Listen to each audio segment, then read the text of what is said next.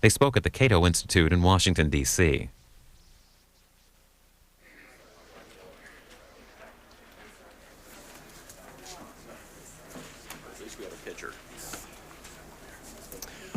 Good afternoon and welcome to the Cato Institute. I'm David Bowes, Executive Vice President of the Institute, and I want to welcome some old friends and some new faces here for our discussion.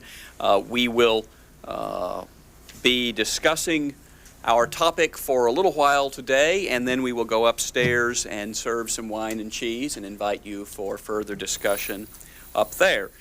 As you know, we're going to talk about a big subject today, the future. Virginia Postrel thinks the future is unpredictable and that that's what makes it interesting. But some people don't like unpredictability, and they worry about economic disruption, about moral decline, about environmental destruction. And sometimes in doing all this worrying, they don't seem to notice that we are living longer and richer and healthier than ever before in history.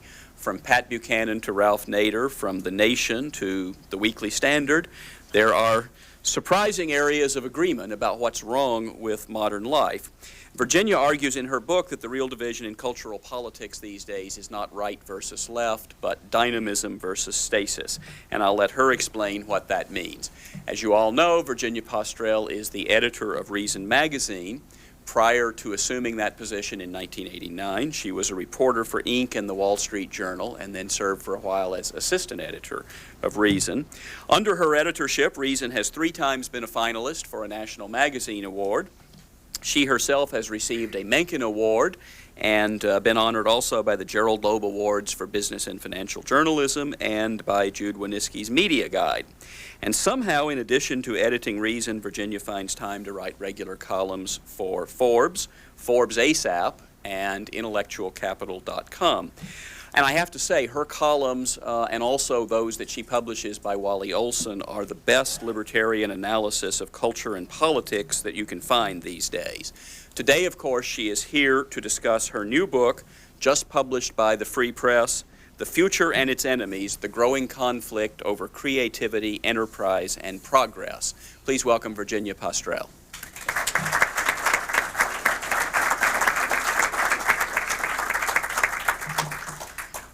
Thank you, David, and my thanks to the Cato Institute for helping to host the East Coast debut of the book. I have been reading, I'm going to start by talking about something that's not in my book, because since the book went to press, I have been reading this new book by Daniel Callahan, whom some of you may know as one of the nation's leading bioethicists. It's called False Hopes: Why America's Quest for Perfect Health is a Recipe for Failure.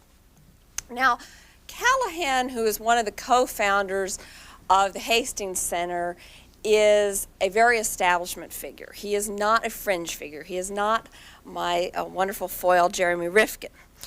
He is an establishment liberal. And Callahan is not at all happy with the state of contemporary medicine. Neither am I, because I have this cold that it hasn't managed to cure. But his problem is that medicine is too ambitious. He's upset that it has, quote, neither evident boundaries nor carefully considered finite goals.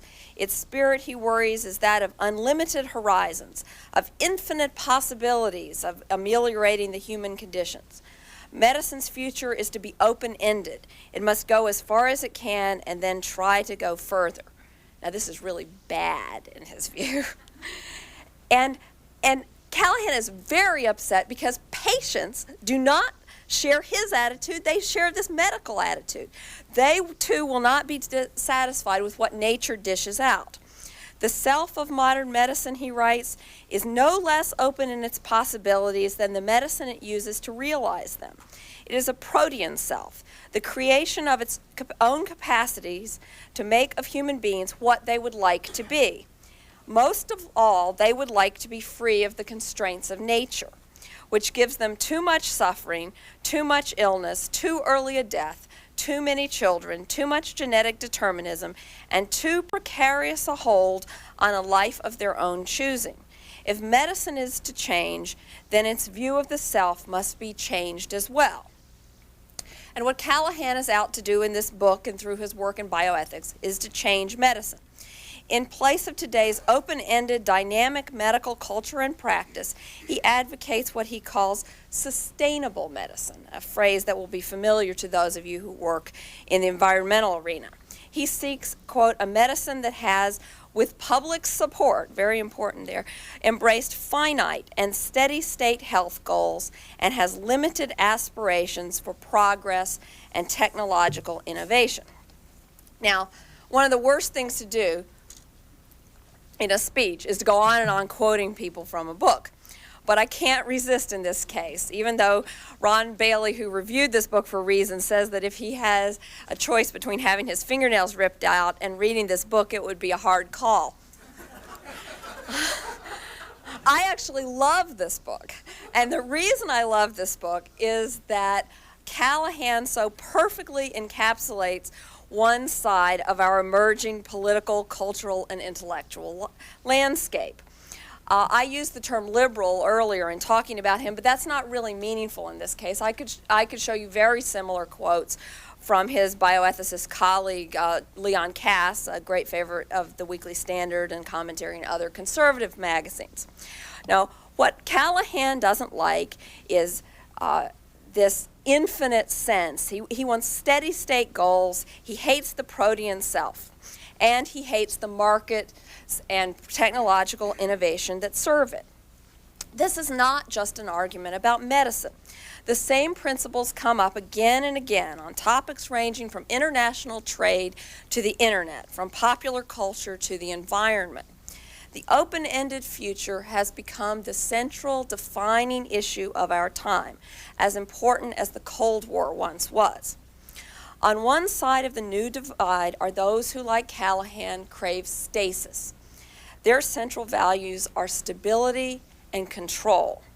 They want to curb, direct, or end the unpredictable trial and error experimentation through which the open-ended future evolves. They are at war with creativity, enterprise, and progress. Their attacks, however, are aimed not at creativity, enterprise, and progress. Come on, this is not a good slogan. Creativity is bad. Their attacks rather are aimed at the processes that carry those values, the markets, the technological innovation, the cultural exchange, and the idea of the reinvention of the self. Now, on the other side of this great divide are those who support dynamism. Their central value is learning, an open-ended process of discovery and improvement. Dynamists therefore seek not to impose a particular vision of the future, but rather to allow many different visions to compete. Dynamists defend progress in the very sense that Callahan attacks it, not as marching toward a particular utopia, but as an ongoing process, the opposite of a steady state. Now, what I'd like to do in the rest of the time I have is not to further discuss politics, but rather to explore progress. Because few statists are as honest and open about their goals as Daniel Callahan. To protect dynamism requires an understanding of where progress comes from, so we can perceive when it is threatened. If progress does not come from a master plan, as we were once told, or from an inexorable historical force, how does it happen? So what I want to do is look at 4 components of how progress happens, each of which can be wrecked by stasis schemes. First, the demand side of progress, which I'll encapsulate in the infinite series of form follows failure. Second, the supply side, near infinite combinations. Third, how do you find those combinations, the power of play. And fourth, experimentation and feedback, learning by trial and error. Now, Callahan is concerned mostly about the first component, what the equally stasis Southern agrarians of the 1920s called the infinite series. Dynamism permits, in fact, encourages an open-ended quest for improvements. Now, I like to talk, in the book I use lots of little homey examples, and one of my favorite inventions is contact lenses, because if you're like me and you can't see worth a damn, they're very valuable inventions. Now, it took about 100 years to come up with contact lenses that could be worn all day. Now, if you're thinking like Callahan, that should be good enough, if indeed a contact lens is even something that serves vital human needs. But the fact is that once you have contact lenses that can be worn all day, you start to think, well, gee, when I wake up in the middle of the night and want to see the clock, or maybe there's been an earthquake, which is important where I live, I would like to be able to see then too. So I would like contact lenses that could be worn all night. Or you start imagining different kinds of contact lenses you could invent. Well, of course, there's things like astigmatism that would be good to cure, or maybe we could protect your eyes from ultraviolet rays, or change eye color, have your brown eyes be blue. Down the street from where I live, there's an optometrist who advertises on the wall of the store as you walk down the sidewalk, lenses that can give you 8-ball eyes, or vampire eyes, or cat eyes, or star swirl eyes. Obviously, this is not a vital human need, as the environmentalists put it. Or maybe we would like lenses that function as computer screens, or we could have the global positioning satellite filter right into our contacts. The point is that each new invention suggests others, and the perfect contact lens is always out of reach. And in fact, given different needs, different tastes, it's highly unlikely that a single best lens would ever suit everyone. Civil engineering professor Henry Petrosky calls this quest form follows failure, by which he doesn't mean that new products are bad, that they don't do what they're supposed to do. Some of them don't, but many of them do. They nonetheless suggest further improvements. He writes in The Evolution of Useful Things, the form of made things is always subject to change in response to their real or perceived shortcomings, their failures to function properly. This principle governs all invention, innovation, and ingenuity. It is what drives all inventors, innovators, and engineers. And there follows a corollary. Since nothing is perfect, and indeed since even our ideas of perfection are not static, everything is subject to change over time. There can be no such thing as a perfected artifact. The future perfect can only be a tense, not a thing. The very nature of progress dictates an inherently open and imperfect future. And that's what statists don't like. Now, inventions not only suggest their own improvements, they also suggest new inventions, new combinations, like contact lenses that block UV rays. And combinations are the supply side of progress, the answer to the Malthusian challenge. Aren't we running out of resources? The real limit to progress isn't the amount of stuff we have, or even the supply of ideas we have. It's all the different ways that stuff or those ideas can be combined. And once you start combining things, the numbers get very, very big, very, very fast. The economist Paul Romer explains the general point this way. There have been 10 to the 18th seconds since the Big Bang, and there are 10 to the 88 particles in the known universe. Now, these are extremely large numbers. The smaller, the number of seconds since the Big Bang, is a million, million, million. But they're dwarfed by the number of ways that things or ideas can be combined. Even something as simple as a deck of cards can be rearranged in unimaginably numerous ways. There are 10 to the 68 possible card decks, which means that any order you happen to shuffle has probably never come up before in the entire history of cards. And card decks offer a relatively modest number of combinations.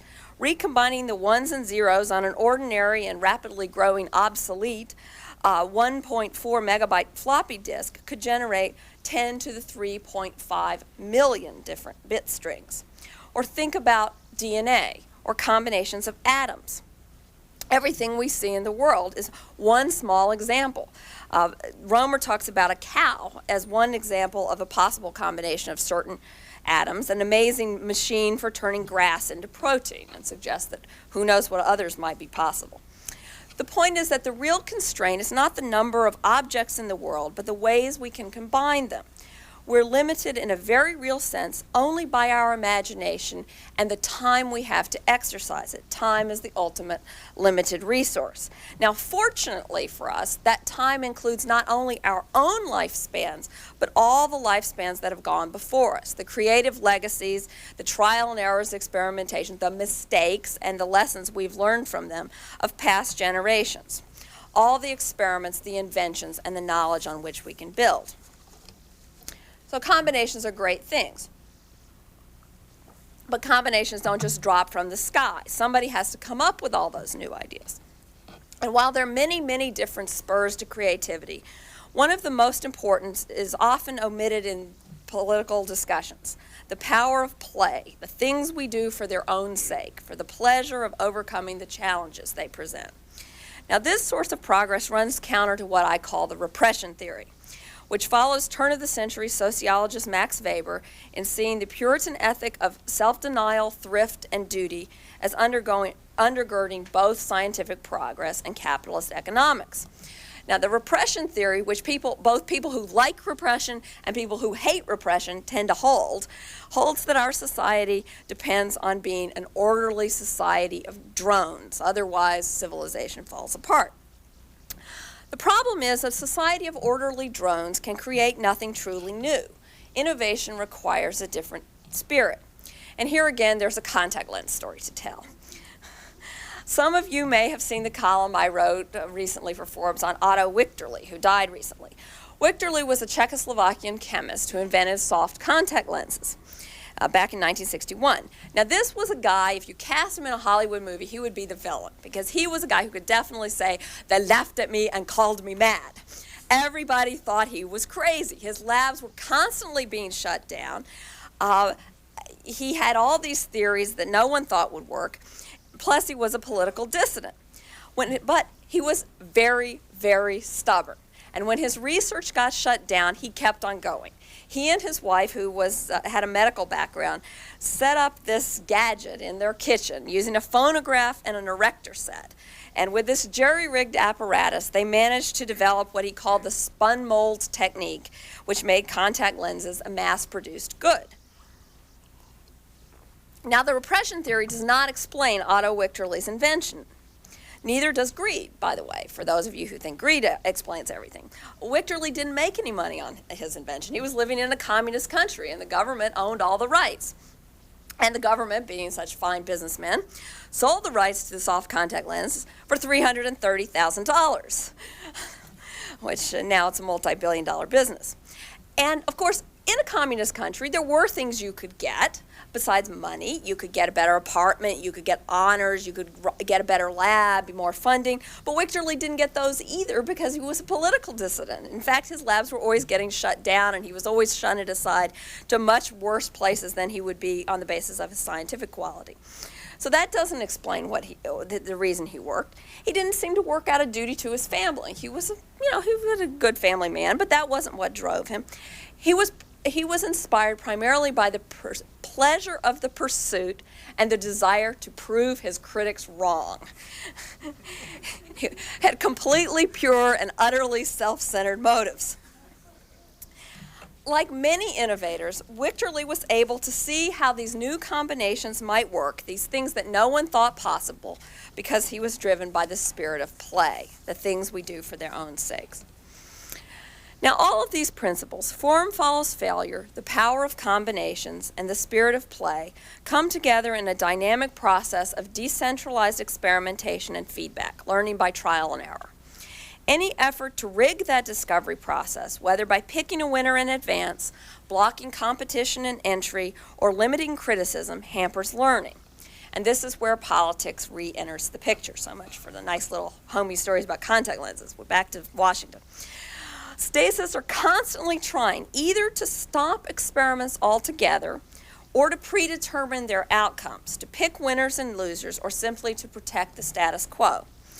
Now, one of the most effective ways to protect stasis is to stamp out risk, possibly by demanding more advanced knowledge than any inventor can possess.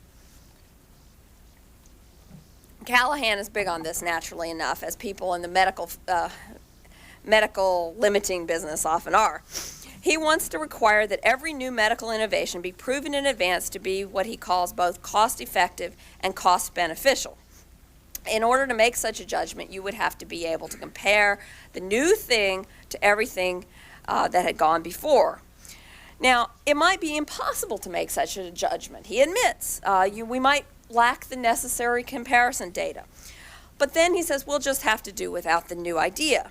The issue, he says, should be resolved in favor of the standard of strictness, even if this increases the odds that the technology will not be developed, which, having read most of his book, I think is the whole point. Callahan, like many very risk-averse people, wants to stop the learning curve, which is the process that drives down costs over time, before it can even get started. Now, rarely are statists so bold in their prescriptions. They usually sell their risk aversion as common sense. I mean, you don't really want to stick glass in your eye. That's crazy. Without realizing its implications. Or they react with panic to try to regulate away some crisis that's been created by new ideas before those new ideas have a chance to be debugged. In other cases, many other cases, statists try to hinder competition, to block experiments that challenge old ideas. Now, depending on whose static vision is involved, that can mean keeping Walmart out of town, or outlawing private space shuttles, or putting a death sentence on Salman Rushdie. But the goal is the same, to stop experimentation and learning, to hold the world still, to impose someone's vision of the one best way. In the end, the battle between stasis and dynamism is a dispute over how civilizations learn and whether, in fact, they should learn. Dynamists may have grand ambitions, but they make modest claims. They acknowledge that we are largely ignorant and that there is always room for improvement. The knowledge about what people want and how they'll use a new idea, about what complementary ideas, goods, or services might be available to help it, or what competitors might beat it, is scattered. We don't know in advance what will really represent progress. All we can do is start from where we are, try to do better, see what happens, and correct errors as we go. This infinite series of experiments, many of which are destined to fail, can be unsettling, even scary. But only through such efforts can we better ourselves and our posterity, and only through them can we realize our full humanity. As Friedrich Hayek so aptly wrote, it is in this process of learning, in the effects of having learned something new, that man enjoys the gift of his intelligence. It is in curiosity, problem solving, and play that we discover who we are. These are the very qualities and activities that make the future unknown, unknowable, and full of promise. Thank you.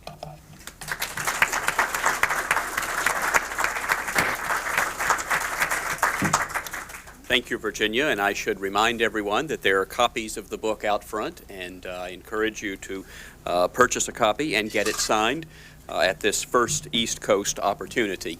Our commentator today is David Frum, who is a senior fellow at the Manhattan Institute, for whom he is writing a book on the 70s. I must say I'm not keen on people writing historical books on decades that I remember. David also expresses his opinions widely as a contributing editor of the Weekly Standard, a columnist for the Financial Post in his native Canada, a commentator on National Public Radio, and a frequent contributor to the New York Times and other publications. He previously was on the editorial page staff of the Wall Street Journal and wrote a column on law for Forbes. He is the author of 2 books, Dead Right and What's Right. And who was your publisher, David? Basic, all right. So we don't have in common that we're all free press authors. We probably simply have in common that we're all disgruntled authors. Yeah. His formal bio says that Dead Right warns that a conservatism that loses its anti-big government faith is doomed to futility, which is not to say that he doesn't from time to time endorse bigger government himself, at least when writing in the Standard, where I believe it is a requirement. Please welcome from the Manhattan Institute, David Frum.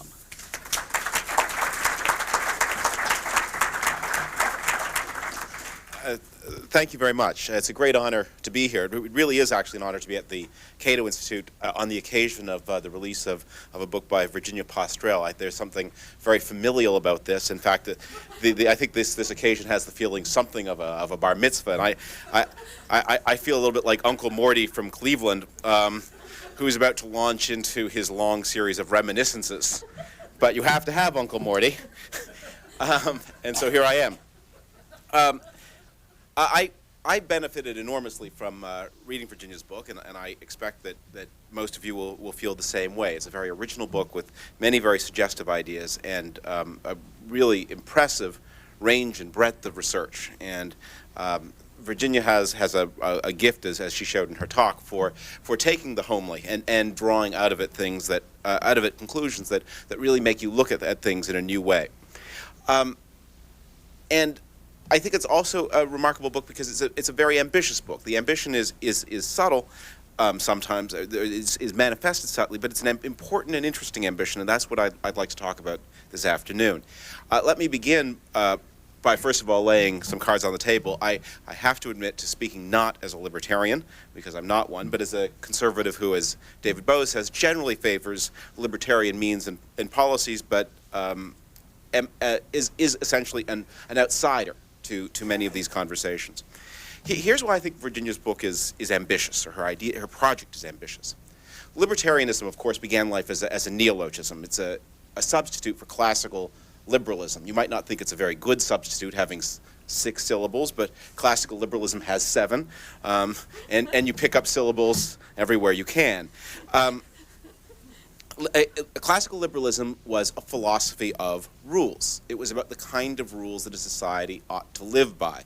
It emerged, of course, from a very specific context, from the violence and poverty of 17th century Europe, one of the century that rivals our own as the bloodiest in human history.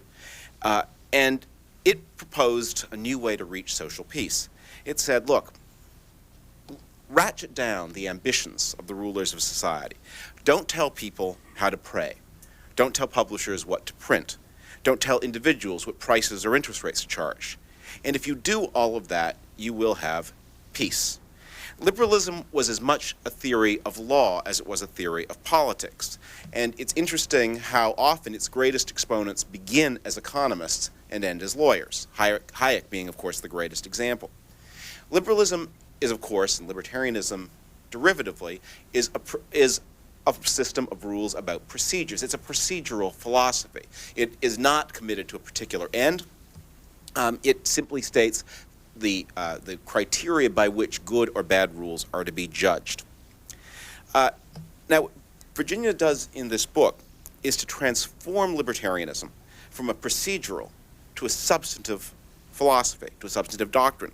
It's no longer a theory of law so much as a theory of social change. It's not so much a theory about what the rules should be, but about what the human personality should be, what we should be like. Virginia offers a vision of a social personality, and indeed it's a very attractive and in many ways very admirable vision. It's tolerant, it's creative, it's open-minded, it's experimental, it's expansive, it's optimistic. If it's true that all books are autobiographies, that Virginia has painted a very attractive picture. But it is a bold intellectual move because not all libertarians have shared this outlook. In fact, many of the greatest of them have opposed it. The man after whom this building is named, John Trenchard, who wrote Cato's letters in the early 18th century, advocated a minimal state precisely in order to thwart what he saw correctly as the social progress of his time. The Bank of England, the creation of paper money and credit, all of those things that were making Britain or England a great power. He was passionately opposed to all of those things and advocated a minimal state as a way of breaking progress. In the same way, perhaps the most eloquent of American libertarians, Thomas Jefferson, is also one of the most outstanding of American conservatives. Thomas Jefferson advocated minimal government precisely because he believed that minimal government would slow or maybe even halt the trend away from the yeoman agricultural society that he believed in to the kind of society that John Trenchard had opposed. Jefferson was opposed to paper money, to banks, to statutes of incorporation, to really anything that he thought would transform the United States from an agricultural society into a commercial one. And that's why he was a libertarian. Now, this is not just an interesting curiosity, or an uninteresting curiosity. This is not just a curiosity. It shouldn't be for me to say whether my curiosities are interesting. This is not just a curiosity. It, I think, is a very telling thing about the ambiguity of the libertarian doctrine. Now, I think Virginia would not agree with me that her move in this book is as bold as I'm suggesting, because I think she believes that her procedural libertarianism and her substantive dynamism will never conflict, that they're one and the same. But that's an empirical and not a philosophical claim. It might be true, but then again, it might not be true.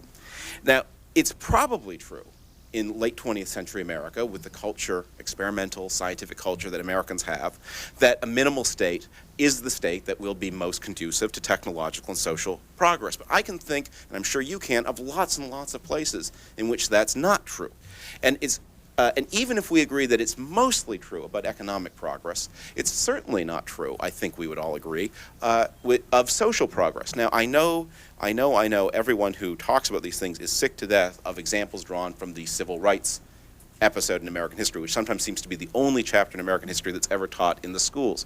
But I think it is suggestive in this context that, in fact, what happened there, what people found obnoxious, what open-minded people found obnoxious, was that, in fact, a society had very largely, through non-state means, not entirely, but largely, come to a consensus about the role of two castes of people.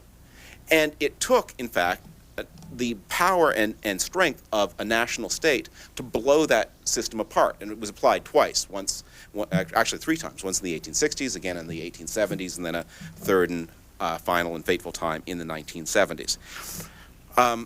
That's not all of the story, of course, but it's a large part of it, that in that context, and there are others, in order to create a social milieu conducive to the kind of personality that Virginia holds up as admirable, the tolerant, creative, optimistic personality, that what had to be done was that outmoded ways of thought and behavior had to be blown to smithereens.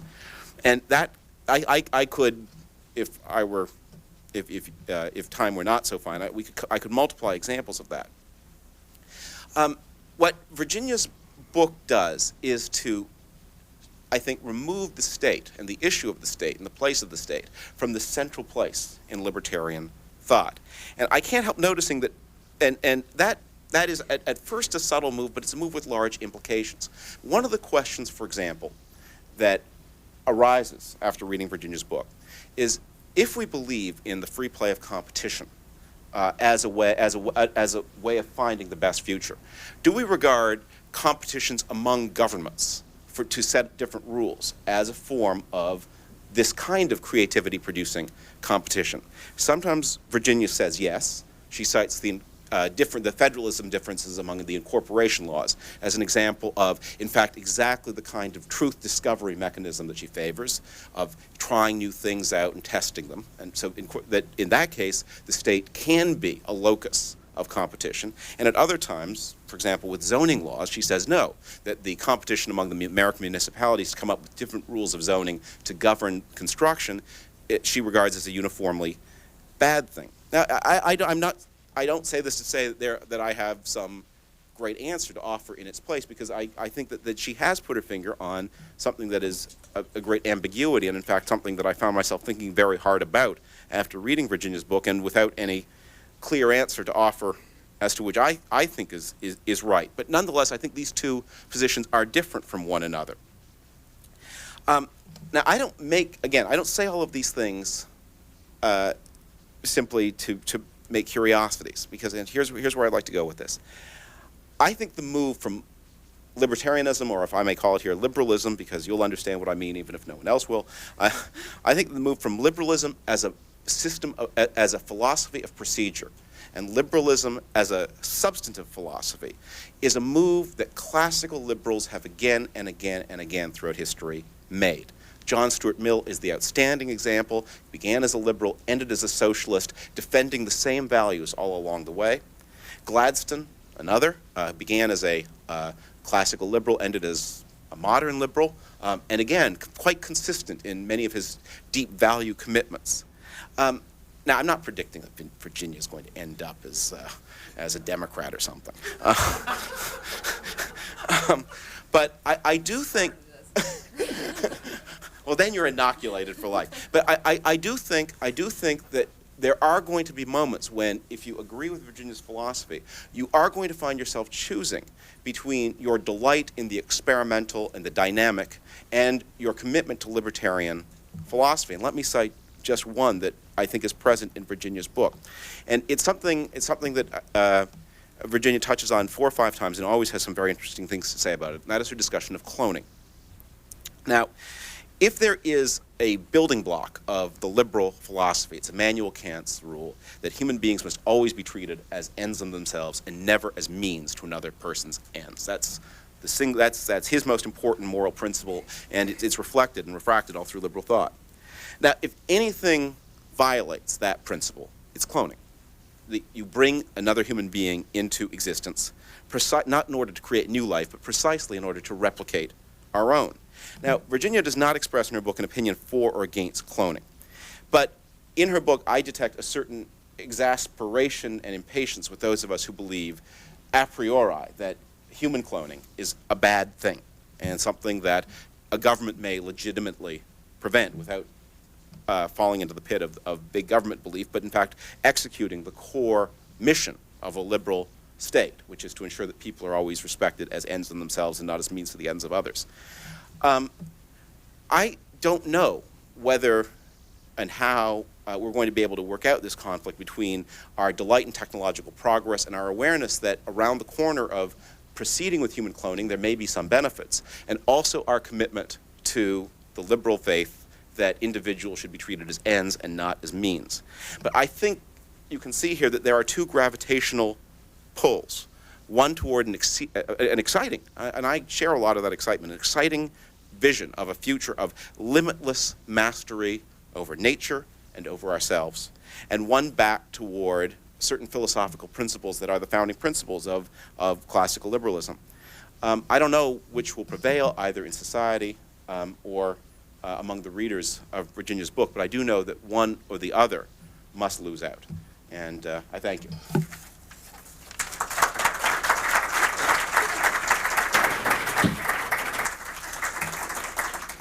Thank you, David. Very provocative critique. Virginia, do you want to respond at all before we open it up? Well, I guess I'll respond a little bit. There's a lot there. To take the least difficult thing is the cloning issue. I just disagree that cloning violates the idea of human beings as means in themselves. Unless you believe that any intentional begetting of a child violates, because you want to have a kid.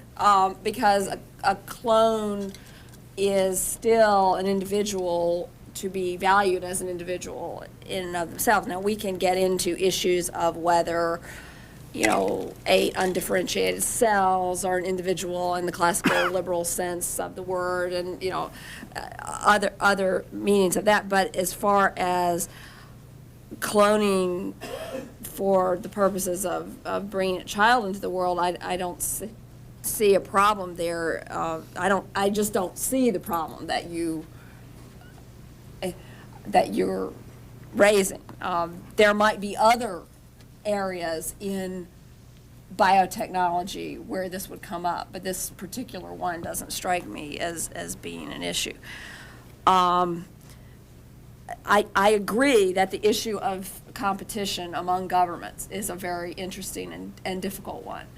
I think there is value in competition among rural regimes, including state legal regimes, particularly in areas such as intellectual property where they're very hard. I mean, I can't tell you what the best intellectual property regime is. I have no idea. I'm very concerned about the drive toward harmonization in that area for that reason. But then obviously, there's some forms of competition of government that I don't really like, that I think are antithetical to what I'm talking about, and so I'm not advocating that we have lots of keep around the totalitarians just for the purposes of maintaining competition. So it's a difficult question and a difficult problem. As far as the procedural libertarianism versus substantive dynamism, there are a couple of things going on. First of all, this book no one will believe this, although it does say it in the book. Dynamists are not libertarians by a new name. is not that simple. What I'm trying to do is describe clusters analogous to the political alliances that we've become used to talking about in the context of the Cold War, so that there are differences within them. There are conservative dynamists, liberal dynamists, libertarian dynamists, who agree on certain things and disagree on others, and who in a different time and place might be allied somewhat differently. So that's one thing that's going on. I think you are somewhat correct. I mean, you're onto something that is there to some degree, and is a tension not only in my book, but in the authors who have influenced me. And Mill, you mentioned it's a tension in Hayek as well. And there is this issue of procedural liberalism versus substantive dynamism. Do they ever conflict? I mean, I do think that procedural libertarianism generally will give you dynamism. I mean, that there are some libertarians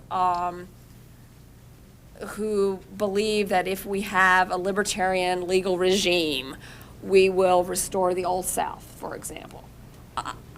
That's inconceivable to me. I mean, I just, as an empirical matter, it just doesn't seem, the solvents of commerce and love and other kinds of things, romantic love, by which I mean, are such that in the absence of sort of extra legal terror, I don't see that happening. However, I am the first to admit, I am a product of the New South. You know, if I have to pick, I will probably cast myself on the substantive dynamism side in that case, although I'm not sure you have to pick, but anyway. So now that I've alienated all the libertarians in the room, which is probably all of you, except for Jonathan.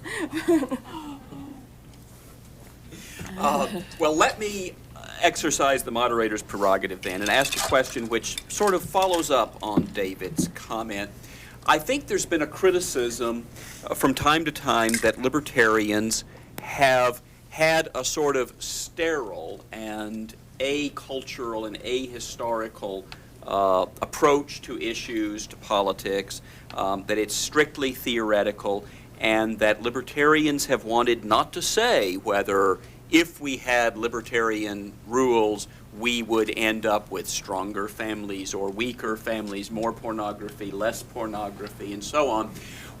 And if we look at it in terms of magazines, for instance, I think if you read National Review, you have a sense that you're reading not just a conservative magazine, but a magazine published by Catholics in New York. It's got a cultural feel to it. And if you read the New Republic, I think you have a sense that you're reading a magazine largely edited by Jews in Washington. And that has a cultural feel to it. And libertarian magazines, I think, have tended to try to abstract from that. You know, we're not Jewish or Christian or atheist. We're not pro-family, anti-family. We're just for these rules, as David talked about. And I wonder whether this dynamism approach is an indication of a cultural attitude that you think libertarians ought to adopt, or perhaps simply that you adopt and would like to suffuse your magazine with, in addition to a commitment to liberty as a political philosophy. Well, I think it's an attitude everyone should adopt. However, since part of the attitude is that we should have many competing attitudes, that's a self-contradictory statement. So I'm perfectly happy to live in the world where we have vigorous evangelism of many sorts.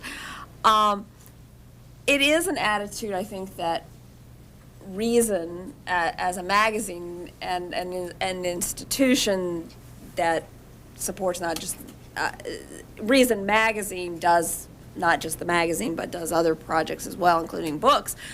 I think it is one that we increasingly do adopt, and I think it is consistent with. I mean, we could add some more syllables and call it like neoclassical liberalism. But I mean, it is a real, I think this attitude is a real part of the classical liberal tradition, is a real extension of the classical liberal tradition. It is less about hating the state and more about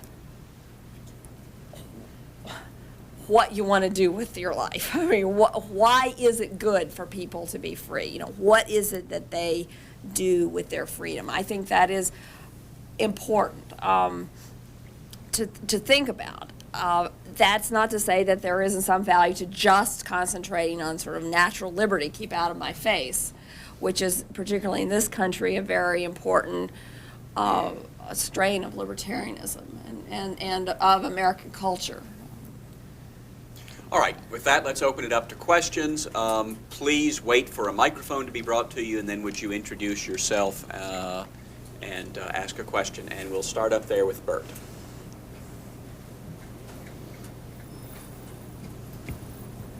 My name is Bert Ely. Virginia, as you talk about Callahan and the other states, they strike me as kind of the modern-day Luddites. I was curious, number one, if you would agree with that.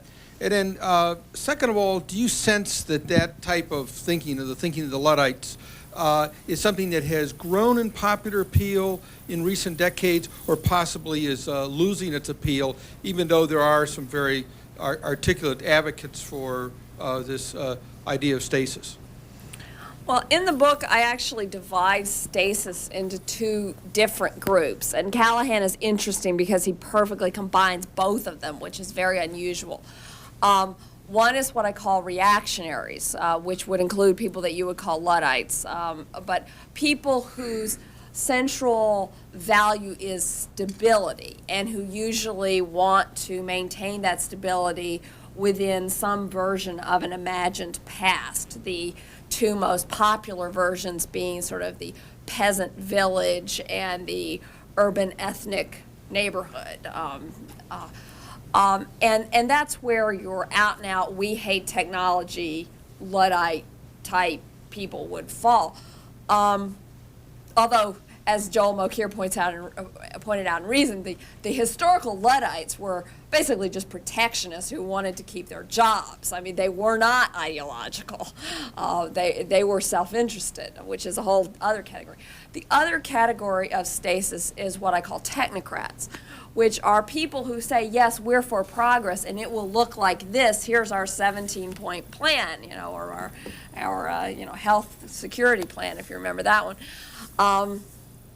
And their central value is control. What's interesting about Callahan is that he combines the two of them. He is actually much more out of a technocratic background, that he's going to plan the rational type of health care for society, and everything is assumed, of course, to be collective. But he has this very strong anti-technology, anti-science, anti-discovery strain coming through that, because he sees that that dynamic process disrupts his schemes. Now, in terms of the question of whether Luddism or the sort of reactionary vision is growing or fading, I think what's happened is that the technocratic vision, which has basically dominated our politics and our culture, our business, a lot of non-political aspects of American life for 100 years or so, has lost a lot of intellectual vitality. And that on the static side, what you have are all these technocratic apparatuses that are available, the FDA, the FTC, the various sorts of tort litigation, all these kinds of sort of technocratic structures that are available. But the intellectual vitality is among the reactionaries, who are very clever in many cases, a much smaller group of people, but very clever in using those technocratic structures. And so these two groups that used to be more or less at war with each other, I mean, if you go back to the Southern agrarians, I assure you they were not they did not have any interest in making alliances with sort of technocratic progressive liberals. But today you see alliances. So that's what the reactionaries are. They're a minority. I mean, this is a pro-progress culture, and there's no question about it. But they have a lot of a lot of intellectual vitality.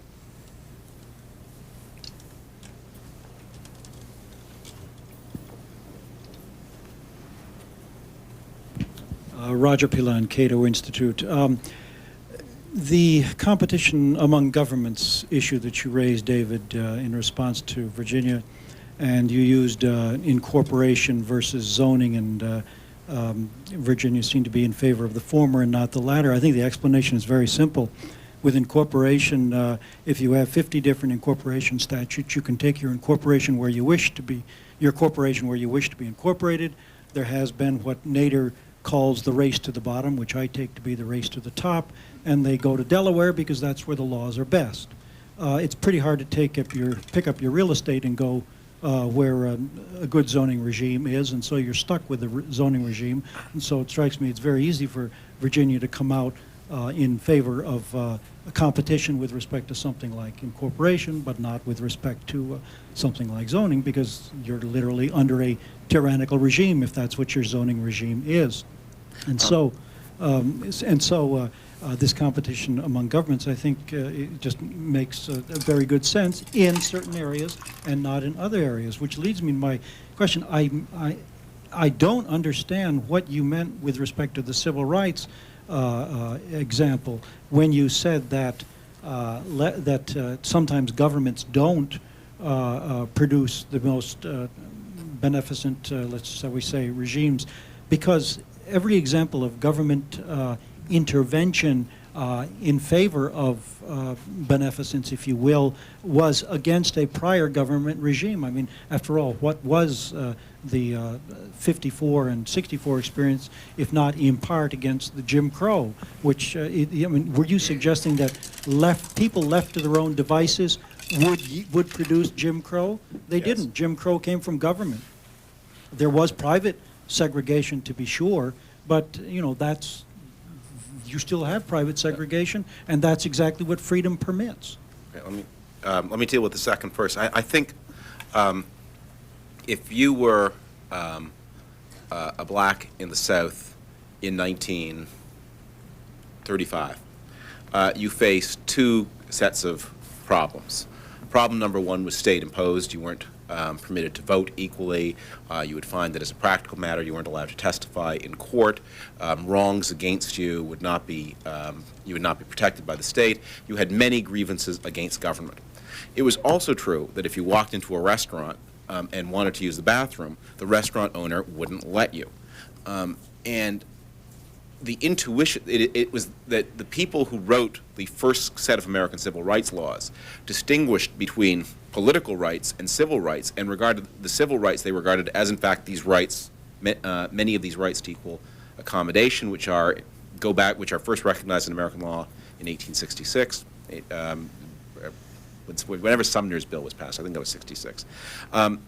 That the 1964 Civil Rights Act was an act that gave Congress the power to empower federal regulatory agencies to override the rights of people to control their own restaurants, their own apartment buildings. That's what the Equal Housing Act is. And those were, I think, obnoxious, and probably to many people more obnoxious than the deprivations of political liberty. Now, sometimes it's true state governments would require landlords or other business owners to do these things. But on the whole, that sort of social segregation was enforced through a whole network of informal sanctions that never rose to the level of state government. Now, as Virginia says, sometimes by extra legal terror as well. That was a real fact. But nonetheless, that the story of, I think it is simply unhistorical to say the story of the American South is a story of the removal of legal impediments, and thus people emerged free. What happened there was that, in fact, you had a system of both legal rules and social rules. The legal rules were repealed, but the social rules were blown to pieces by the hand of government. And, you know, it's a complicated story. Now, as to the first thing, about the difference in incorporation statutes and zoning statutes, you're right about zoning statutes at the moment that the zoning statutes are first imposed, back in the 1920s or earlier, whenever it was. At this point, however, that property is bought and sold subject to zoning rules, and you have a choice to live in a town with certain kinds of rules, or in a town with another kind of rules, to locate your business in a town with certain kinds of rules or other kinds of rules. Absolutely, as to the first generation of property owners, that zoning was a regulatory taking of sorts that had costs on them, and they didn't have any choice about the matter at all. But everyone who comes after the law is in place, yes, he is forum shopping. You get to choose. It's one of the reasons why places like North Carolina boom and places like New York suffers, because North Carolina has better zoning rules. And I think that it is the federalism experience that is one of the things that when zoning becomes more rational sometimes, it's federalism that does it. Now, I don't say I have an answer. I mean, obviously there are situations in which competition among rules is completely inappropriate. If we were to have competition among states to see which one, could establish the swankiest religion, and some people would choose downscale religions, and other people would have the full glory of a high church Episcopalianism, that you wouldn't want to see. But I don't know that you can. I mean what I was pointing out, and I was not taking attitudes on these things, was that, as Virginia said just now in her last response, that what we have here are two ways of looking at the world that are meeting at a perpendicular angle. A commitment to progress and change and a legal and political philosophy. And that Virginia believes that they are congruent, and I think often, especially in the context of America, they are. In the context of 19th century Java, they might not be, but in the context of America, they are. But they aren't always going to be. And that what I think needs to be understood with what Virginia is proposing here, that because these things are meeting at perpendicular angles, that if you board, you're bored, there is going to come a moment where you're going to have to choose whether you want the crosstown bus or the uptown bus. And what this has as this is one practical effect, is I do think, as Virginia thinks, that we're in a moment of great ideological flux. And libertarians often as individuals have to make the choice whether they get on the crosstown bus or the uptown bus, whether they're going to have one set of friends or a different set of friends. And a lot of these choices are implicit, I think, in Virginia's book. And I think that the reason that this is an important book, and I do think it's a very important book, is it describes sort of a pregnant moment in American politics at which people are choosing up all sorts of new teams for the politics of the next century.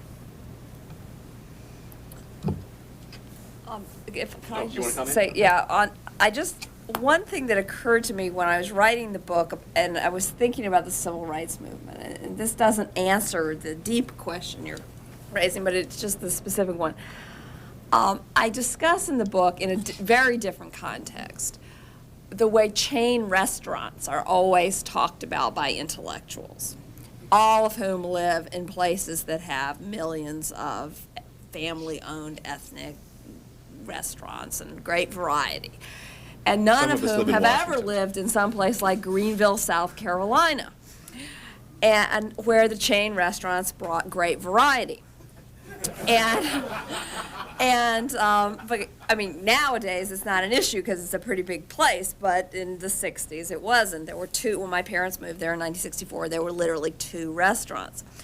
One of which was the Howard Johnson's and one of which was the cafeteria.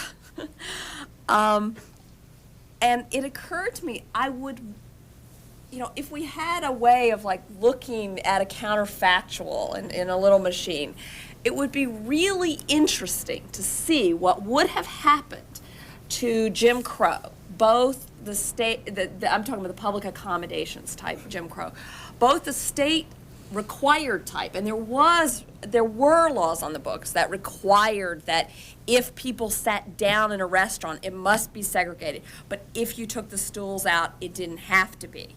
That sort of thing. What would have happened if McDonald's had come into the South before rather than after Brown and the '64 Civil Rights Act? The spread of these chain restaurants into the South happened sort of simultaneously with the Civil Rights Movement. Now, I don't know, maybe the Civil Rights Movement enabled it, or maybe there were completely, there was no joint cause, but I started thinking about these sort of Yankee institutions, how they would have, that were purely commercial, purely profit-driven. Because certainly the railroads in the 19th century had no particular, and I do talk about this in the book, they were willing to segregate their coach cars, the third class accommodations, because they had enough whites and blacks to fill up both. But they were not willing to segregate their first class accommodations because it didn't pay. There were blacks who wanted first class accommodations, but there weren't that many of them. So they just stick them in the car with the whites. And the states were outraged by this. And this is where, out of this outrage, comes ultimately Plessy v. Ferguson. Anyways, that's my rambling thoughts. As I say, it doesn't answer the deep question. Say one brief thing about that. It's an interesting counterfactual. What would have happened if we can imagine such a world? And I think the answer that many people in the South would have had in 1964, and the reason why so many influential and important Southerners became Southern liberals, was they would have said what would happen with McDonald's is exactly what did happen with the railroads, which is they're going to pass us by. That McDonald's will not open here so long as we have these rules, and that's what happened with. That's the whole history of the South from 1870 to 1960s. In fact, it's often the richest people around who are the biggest opponents of segregation because they can see how it frightens away Northern investment, which is where the investment is going to come from. But that, in a way, doesn't. That counterfactual illuminates a little bit the thing that I'm concerned about, which is, it isn't always true that libertarian rules are the key to social progress. It's true, I think, for technological progress in late 20th century America, yes, I think that's right. I don't know that it would be true in 18th century Java, 19th century Java, to use an example I used before. Some other Can we pick an example that we know something about? Make up some society in which there are deep traditions and ways of doing things, and people live on the margin. Late 20th century Japan. No, because that late 20th century Japan is a society where people think, oh, well, if this new way of growing rice doesn't work out, I can always go to the supermarket and buy some more. No, I think actually the society that Edward Banfield describes in southern Italy, that this is a highly risk-averse society. It's not dynamic, and in fact, it is that. I don't want to belabor this point because I think it's a little bit remote from our concerns, and yet I think it is an important one, which is not that I believe that government is the path to progress. Not at all. I'm not making that point. I'm saying that I think what happens though is if you're going to think of progress and dynamism and creativity as the touchstone of your politics, you're going to encounter circumstances, probably, in which there's a crosstown bus and there's an uptown bus. And you're going to have, at that point, you're going to have to choose. And I think and when you think of how is American politics going to shape up, I think it's probably true that the libertarian disposition, not sort of libertarianism as a doctrine, but the disposition is becoming much more widespread in American life. So we're talking about an important group of people. And the question is, which way do they go? Do they go crosstown or do they go uptown? I think a lot is going to depend on that. Jonathan.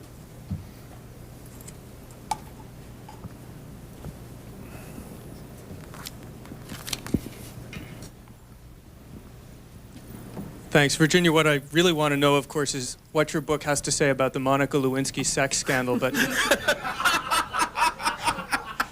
we'll pass on that for the moment. A good test for a book is how would an intelligent adversary come at it? I'm sorry, I was coughing in the middle of your question. And to me, perhaps the most interesting intelligent adversary would be Al Gore, meaning Vice President Gore, not Senator Gore. And I think he would say that your book is a simple mischaracterization of his views, an unsympathetic characterization rather than a substantive response. I think he would say, look, I'm dynamist. I'm for the future and lots of opportunity. And the way I want to do that is to use government creatively instead of statically. So I want to have children having access to the internet. What's static about that? I'm not telling them where to go when they get there. I want to take pictures of the Earth from space so that we know how the world looks. I want to do something about global warming so that we'll have a future. He's going to say that your characterization of these, as you probably would, as somehow planning or control misses his whole point. What would you say to him?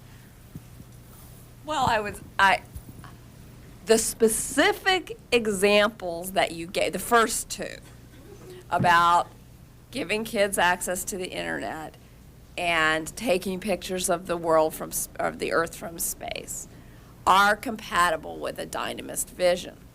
I mean, I would agree with that. This is not libertarian. It's not libertarianism with a different name. It is, in other words, they are, as you say, sort of open-ended. The problem with Al Gore is, well, like most politicians, he's not a systematic thinker. Unlike most politicians, he takes a lot from people who are and stitches it together, and I wish I had dead set confidence in an ability to characterize his work. His book, Earth in the Balance, contains things in it that are deeply, deeply reactionary and draw on deeply reactionary thinkers. I mean, they're not only are they not about planning, they sort of have this hatred for technology and for consumer choice and for materialism. That's a bad thing. And he has been a great friend to Jeremy Rifkin over the years. He also has had a big planner mentality. And then on odd Wednesdays, he has this kind of dynamist view. And there are people who are quoted in the book who are definitely in the dynamic camp, like Dan Pink or Esther Dyson, who think very positively of him, and in Dan Pink's case have worked for him. So I don't know, he's a politician, he's not an intellectual. On the broader point that it's possible to use government actively for dynamist ends, do you agree with that? Well, as I say, it's not libertarianism. I think we've talked about this, is Tony Blair, on the dynamist side, and I don't know enough about the Blair government to know. But the kind of, if you are a liberal as opposed to a libertarian, but you are in what I would call this dynamist coalition, you will look for things that provide opportunity and choice and don't try to prescribe outcomes. So, for example, one of the examples I use in the book is support for charter schools. Say, no, we're not for vouchers. We want to keep this within the public schools, but we want to have competition. And that is, clearly government is doing something there. I mean, it's providing education. It's not only paying for education, it's actually delivering it. It's doing the educating, but within this competitive framework. So, yeah, I mean, you could. There are disputes among dynamists about where those lines should be drawn. Tom.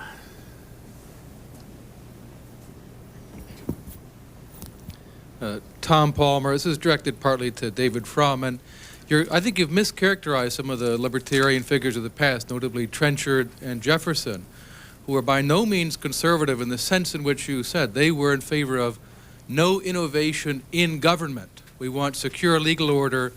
They were opposed to movements for introducing absolutist powers, state banks with privileges above other banks, and so on. But both of them were very open to technological, scientific, artistic, and economic progress.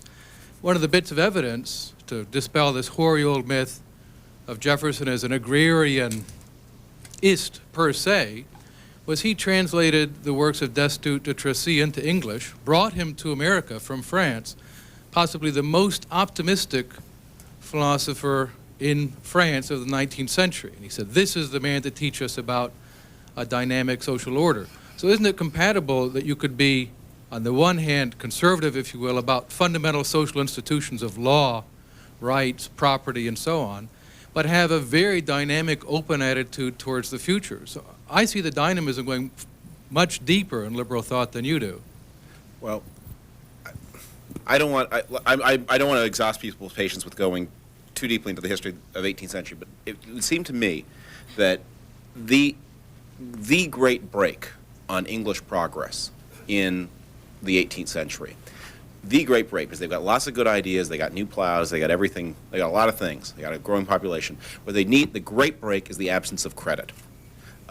that this is a gold-based economy without much way of mobilizing, without mobilizing wealth with very high interest rates. And what the advocates of the Bank of England, they were there for the government's military purposes, as you say, but what they also did was they created a credit revolution. And that was something that Trenchard was implacably against. And that was his number one ideological commitment. It trumped everything. Was his opposition to banks and paper money, and this new financial class. And he writes about them with tremendous paranoia. I mean, it is that when you go through Cato, there are parts of it that could figure very prominently in sort of the more extreme letters to the editor of the Michigan Militia newsletter. I mean, that he believes that there is this cabal of people who are using credit in order to destroy English liberty, to impose war, and he's against it. And I happen to think, and I think a lot of historians would agree, that it is the arrival of the Bank of England, which is that it is one of the most important explanations of why England emerges as the number one country on the continent, although it has a population a fraction the size of France. Again, not to go too much into the remote past, but there's a really remarkable book on this that I recommend to everyone who is interested in this, by a man named John Brewer, who was a professor of history at Harvard. I don't think he's there anymore, called The Sinews of War, who makes the point that, you know how we were all taught that the French Revolution was provoked by the excessive costs of the French court? Turned out the English court cost 4 times as much per capita as the French court did. But the English could pay for it because they had a bank. Trenchard was against it. And ditto for Jefferson. Ditto, if I'm remembering right, for Destutt de Tracy, who was a believer that wealth came out of the ground and that paper money was not real money. Am I wrong about Destutt de Tracy? And certainly the great Jefferson's disciples, like John Taylor, these are people, and Andrew Jackson. I mean, these are people who believe in gold, no paper money, and they are right that if you don't have that, you are going to have that agrarian economy is going to be much, much slower. That you emerge from the agrarian economy. In that context, they were not wrong to believe that libertarian philosophy would preserve what looks to us awfully like a primitive way of life. John Brewer has another great book, more recent, called The Pleasures of the Imagination, about culture in 18th century London, that I draw on a little bit in my book. So this is like we're his publicists. Okay, right there, David. As long as we're talking about the 18th century, it seems to me that Condorcet and Rousseau are the people that are more relevant here. And it seems to me that Virginia's arguments are very much like Condorcet's argument about the glories of progress and things to come. And the gentleman who you quoted takes a very Rousseau position where his interests are more toward glorifying nature, and it was the state of nature back then. But it seems to be these people who are arguing for sustainability are not arguing, in their minds, against progress. They're arguing, for preserving nature. And the thing that really worries me is that they won. Essentially, the Enlightenment was pretty much run over by those people, and it seems to me that the argument for progress is kind of weak because progress involves turmoil and change, and only the best people are going to reap the highest benefits. And so aren't you worried a little bit that that the same thing can happen here, and that you're really arguing to a very small audience? Well, I do have a whole chapter in the book about nature, and the first half of it is about what is nature really like. Is nature really static? And the short answer is no. And in fact, I mean, if you talk to people who are actually ecologists in the scientific sense rather than the political sense, this is the thing these days, is to study turbulence in natural systems.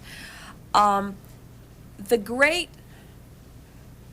dynamists are a minority, and I think they always will be. the great strength that they have is that they don't have to agree on an end state. Stasis sound like they're majority, but then they all want different static utopias. And so they may be formidable opponents on a particular issue because they can all gang up and fight it. But the truth is that Jeremy Rifkin and Pat Buchanan don't want to live in the same static world. I mean, even though they're both not only stasis, but in the sort of, I put them in the same camp. And they may agree on one crossfire about what's bad. So that there is, I mean, I think that, first of all, people do always want hope for the future, and they are willing to undergo an amazing amount of turbulence to live better and to have their children live better. And the other thing is this just numbers game, that if you don't have to agree on the one best way, it's easier to put together a coalition. All right, one last question right here at the corner. Adrian Cronauer. A couple of years ago, coming back to this century now, Grover Norquist published a book in which he postulated that much of the recent political change was due to what he called, if I remember correctly, the Leave Me Alone coalition.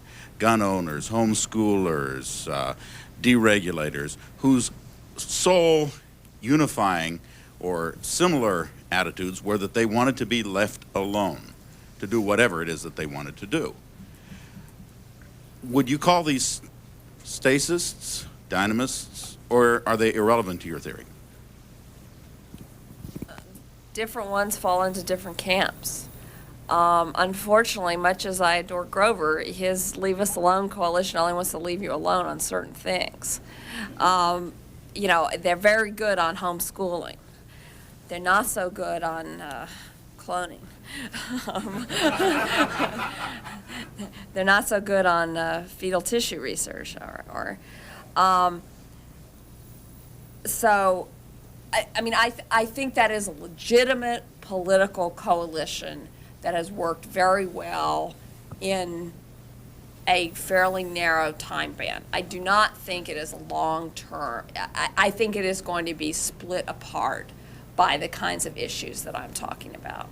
I think there are people in that coalition who, while they very much do want to be left alone themselves, are not going to be willing to let some of these processes go forward and extend that same tolerance to others. And it's happened on some of the internet issues. It's happened on some of the biotech issues.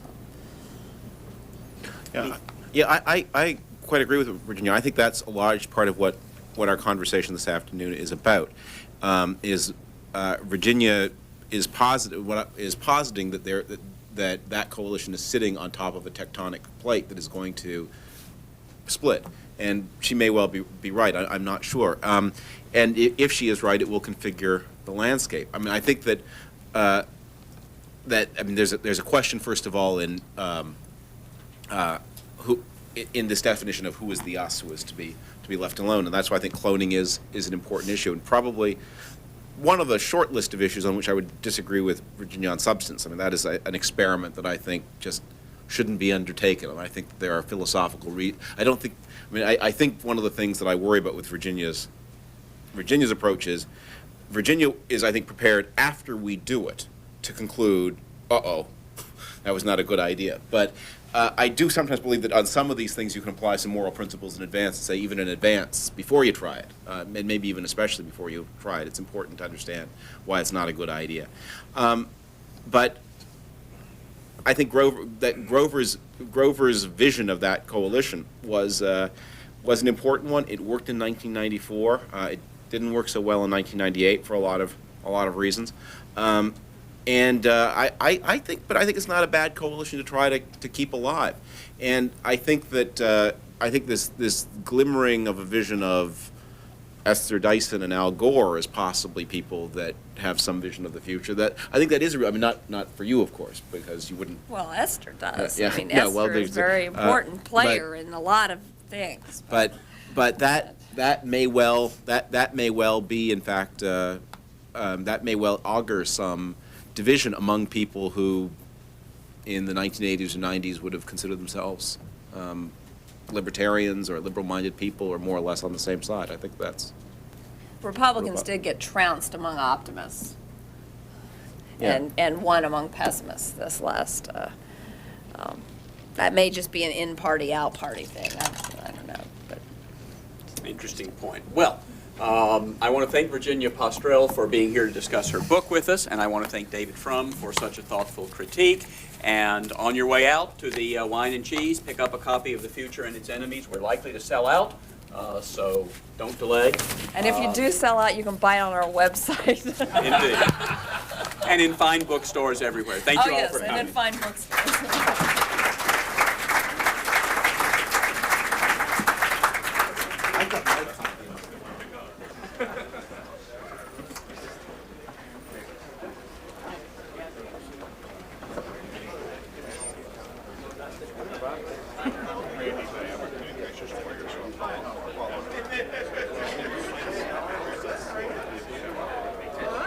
Virginia Postrel is the editor of Reason magazine